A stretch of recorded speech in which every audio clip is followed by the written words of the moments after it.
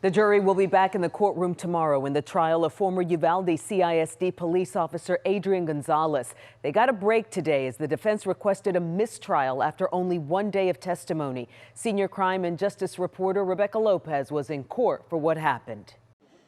Victims' families from the Robb Elementary school shooting lashed out at prosecutors after surprise testimony from a key witness nearly derailed this trial. Defense attorneys asked for a mistrial. The judge denied that, but did say that prosecutors were negligent in their actions. Families of the Robb Elementary school shooting victims left the courtroom relieved, but angry with prosecutors. It caught us again by surprise, and I mean, if there was the one word that I could say about their team, is incompetent. Defense attorneys asked for a mistrial after a prosecution witness testified she saw the shooter before he entered Robb Elementary, something she'd never said before. Defense attorneys argued prosecutors failed to disclose that information, further frustrating families. To get their act together, to work with the witnesses. In court, the Uvalde County District Attorney acknowledged she had not reviewed the witnesses' Texas Ranger interviews or her own team's notes, missing discrepancies before trial. I had not reviewed Stephanie Hale's interview with the Rangers at the time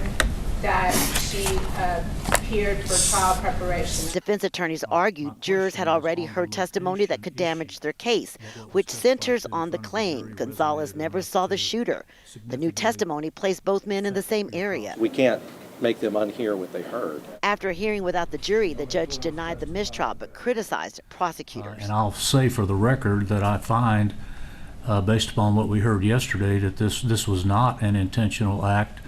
At best, it was a negligent act, or at worst. The judge says he's now leaning towards striking the witness testimony after defense attorneys cross-examine her and expose inconsistencies to the jury. Families hope the case stays on track, while the defense attorneys say it may create reasonable doubt.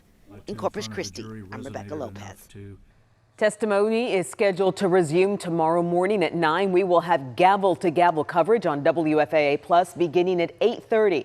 Tanya Iser is joined by legal experts breaking down each new development inside that courtroom. WFAA Plus is free to download to your TV.